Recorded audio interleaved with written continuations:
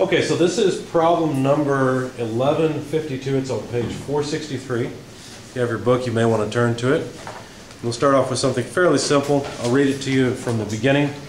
It says, for the particle and motion of problem 1151, which is just above this one, plot the velocity versus time and position versus time curves for the time between 0 and 20 seconds and determine A, the maximum value of the velocity of the particle, and B, the maximum value of its position coordinate.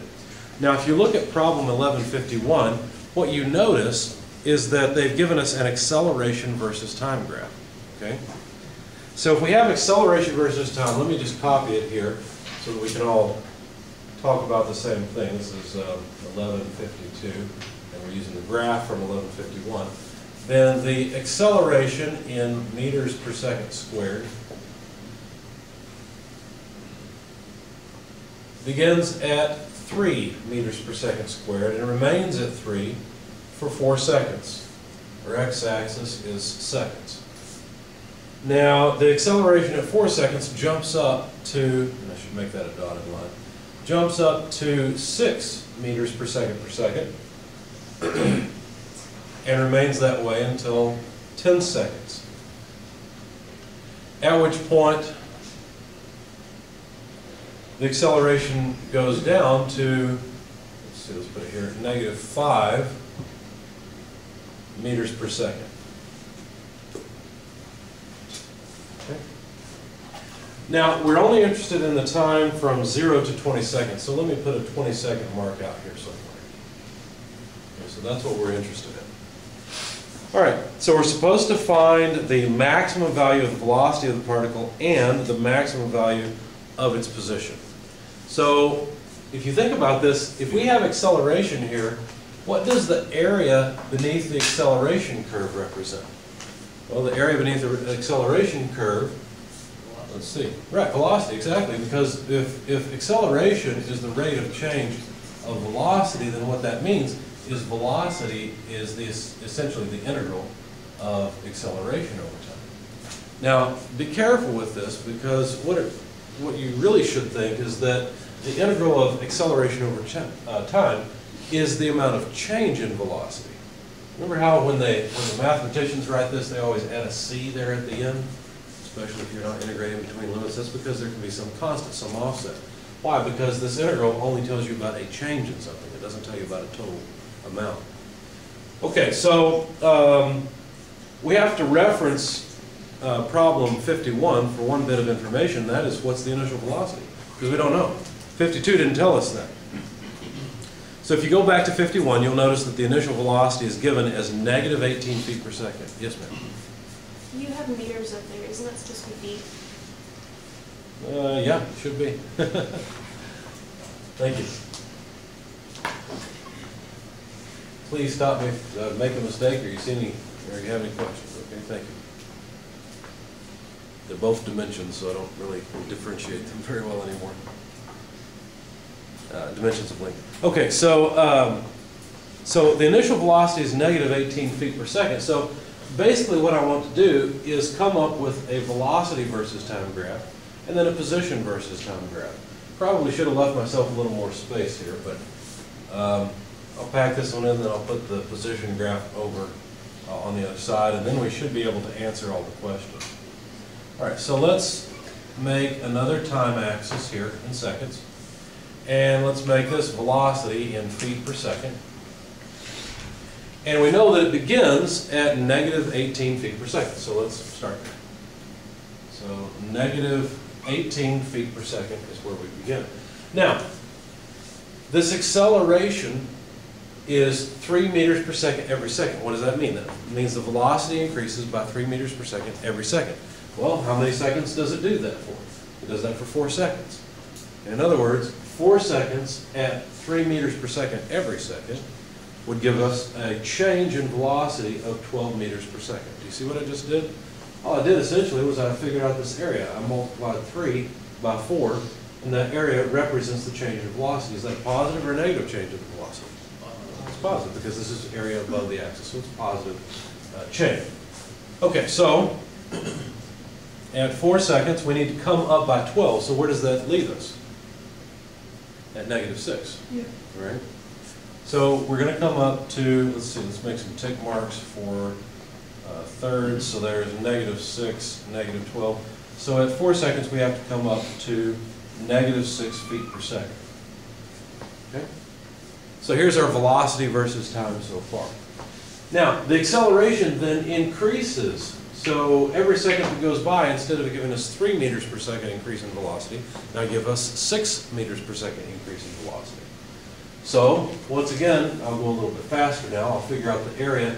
The area, you have to be careful here. It's 6 high, but it's also 6 wide, right? Because 10 less 4 is 6. So this area, or this change in velocity, is 6 times 6 is 36 feet per second of change. Okay? So at 10 seconds, we should have 36 more feet per second. So that'll take care of this -6, and then we'll be up at 30. Now, unfortunately, my axis just doesn't have space to make this to scale, so I'll have to cheat just a little bit, put the 30 there, and then this point will be here. Now, this line should have a steeper slope, because, of course, the slope represents the magnitude of the acceleration. And so it actually should be twice as steep as this one, but I'm limited in space, so there we are. There we are. Okay, then what happens? Well, the acceleration goes down to -5 feet per second, and so now the thing's slowing down. It's not going faster and faster, it's going slower and slower.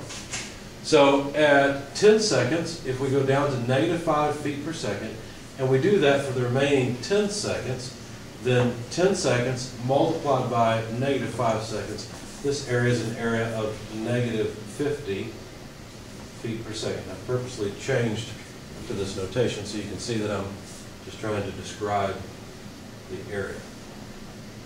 Okay? So -feet per second, or -50 feet per second, that's the change in the velocity. So we're at 30, that means we must go down to what amount? -20, exactly. So at 20 seconds, the velocity goes down. Let's put a -20 here. We'll put a dashed line over. There we go. So it comes down to -20 feet per second. So there's our velocity versus time curve. All we've done essentially is integrate the acceleration. If we'd been given the velocity curve, could we come up with the acceleration graph? Of course. All we'd have to do is differentiate it. We just look at the slopes, right? And that would give us the acceleration versus time. Okay. So we're interested in position here as well. So let's make a graph now of position versus time. So this is x in feet. And let's see, were we given an initial position? From 51, it looks like we're not given a position, and 52 does not rectify that. So we don't know the initial position. I'll have to simply assume that we begin at a position of 0 feet. Okay. Now, if I want to know how x is changing, I need to look at the velocity. In fact, what I need to do is look at the area beneath the curve for velocity, because position, again, is just the integral of velocity over time. That's not really true, right? Because it should be just like velocity to acceleration. This integral is just the change in position that occurs due to the velocity, right? Now, it doesn't make much of a difference because we're starting at a position of 0. So anyway, if we were to add up the area beneath the velocity curve up to 4 seconds, let's go ahead and put our time tick marks here. Here's 10, put 20 over here. Up to 4 seconds, how much position change has been accomplished? Well, let's see.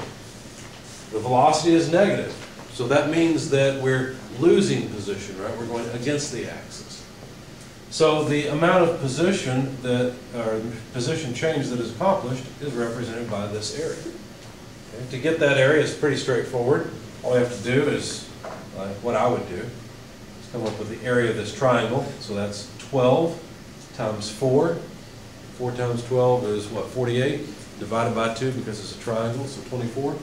So there's 24 delta x, or 24 feet represented by this area.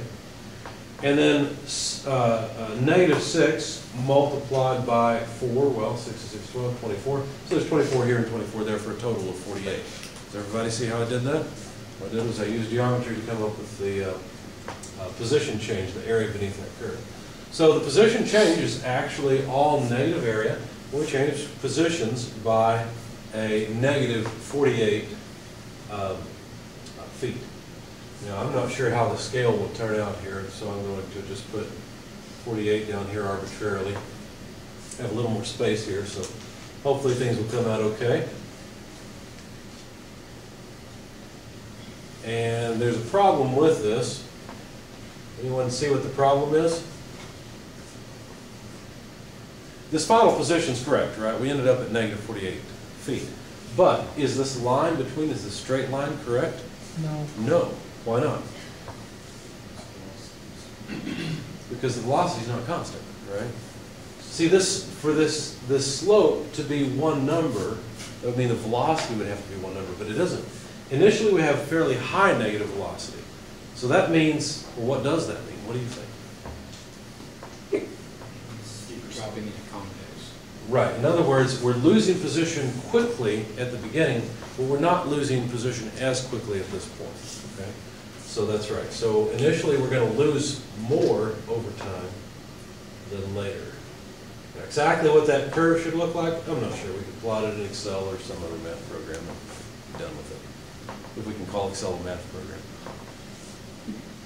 I just learned today, apparently, that someone has written an operating system in Excel, so I need to look that up and find out what they've done. Okay, so there's the position change. We need to do the same thing here. Now, the area here, is there something different about this area? Let me highlight it in another color. There's something different about that area versus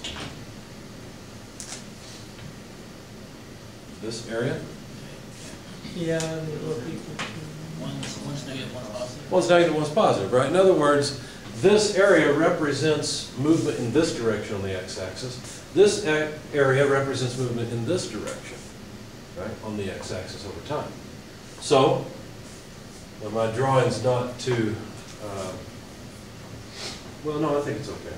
All right, so this area here, if I want to compute it, that's pretty straightforward. I just need to know where it crosses over. Well, where do you think it crosses?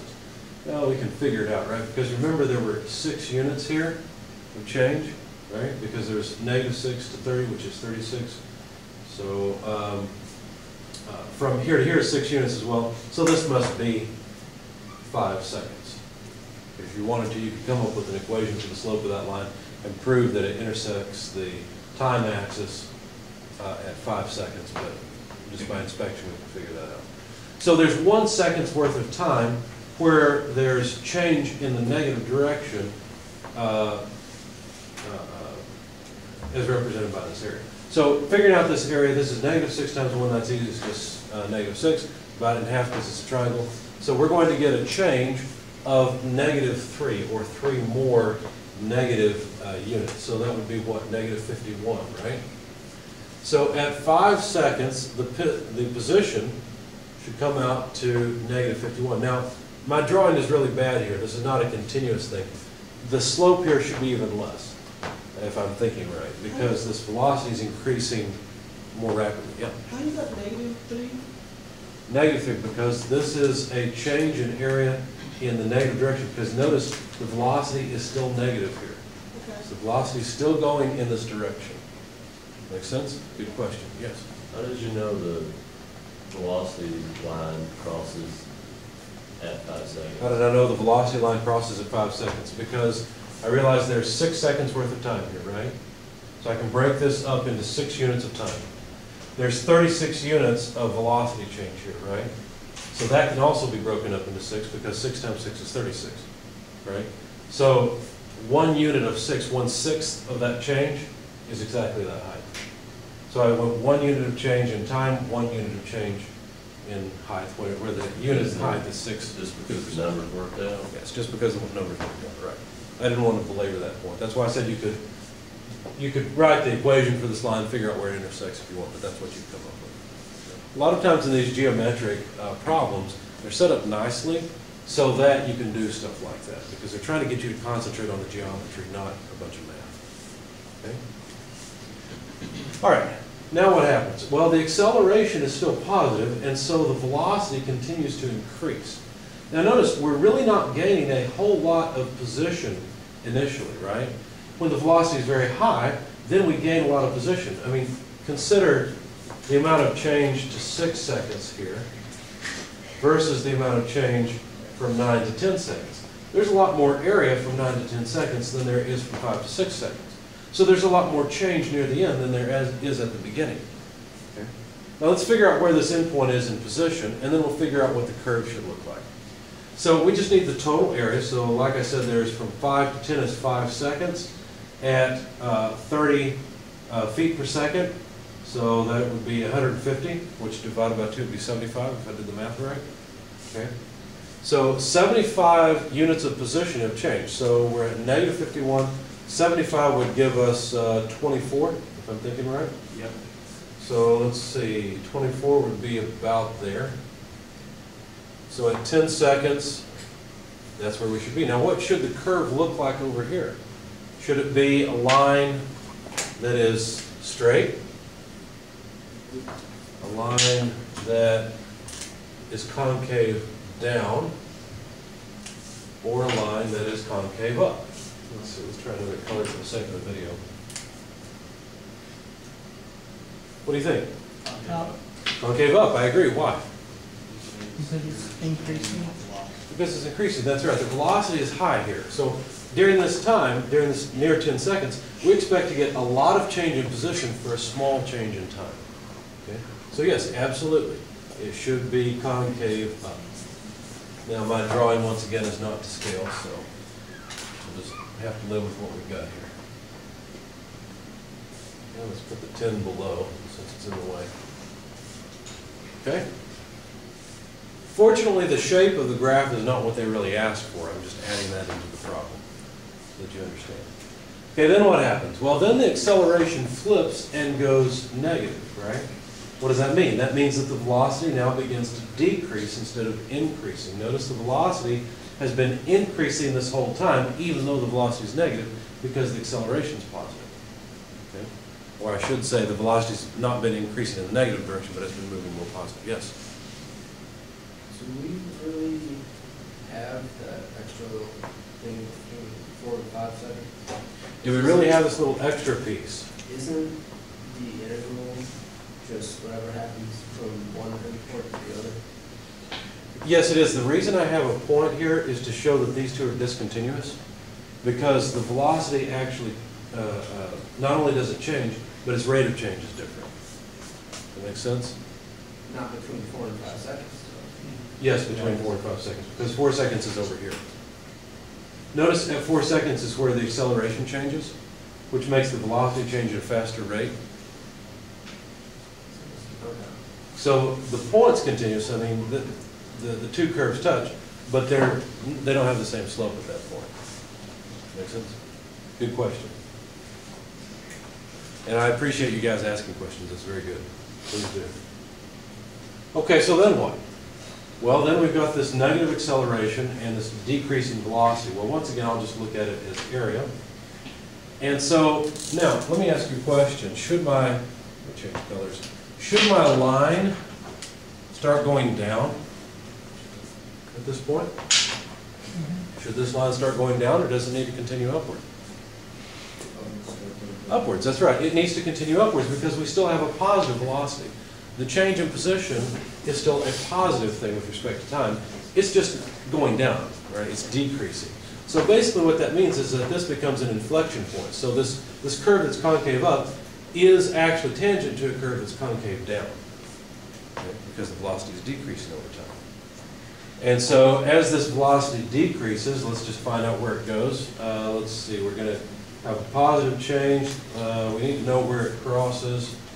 They probably set it up nicely because this is 20 and this is negative 20, that's 30. No, it's not quite nice. That's 6. Is it at 6? Thanks. So 16 here?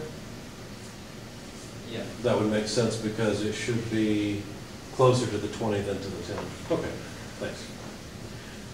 Okay, so the height of this red triangle is 30 units. The width then is 6 units.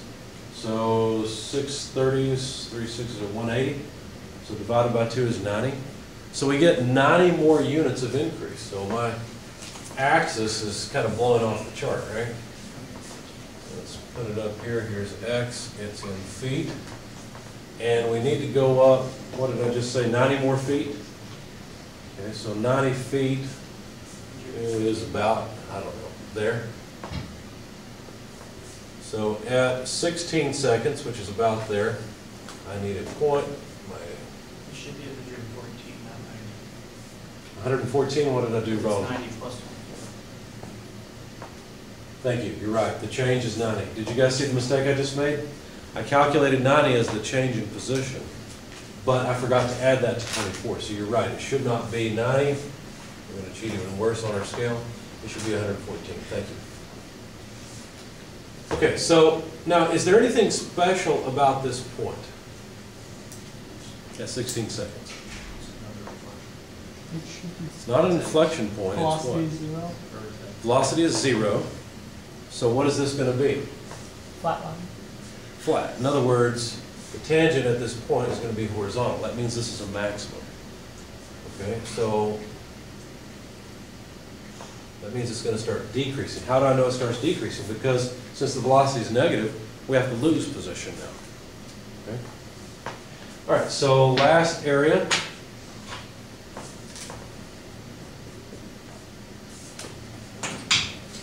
Let's see if I can get the math right this time. 4 times 20 should be 80. Divided by 2 is 40.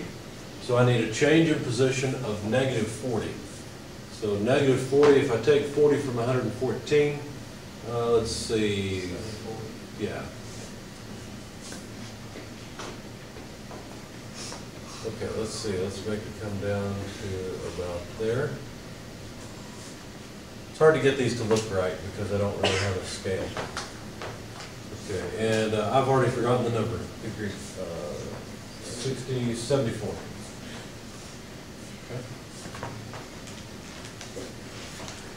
Okay, now we've done a bunch of work, but we really haven't even answered the questions yet, right?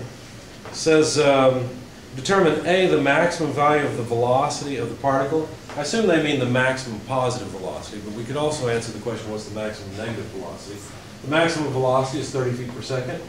The maximum negative velocity is negative 20 feet per second. What else? Let's see. The maximum value of its position coordinate. Well, that's 114 feet. Okay, questions? All right, well.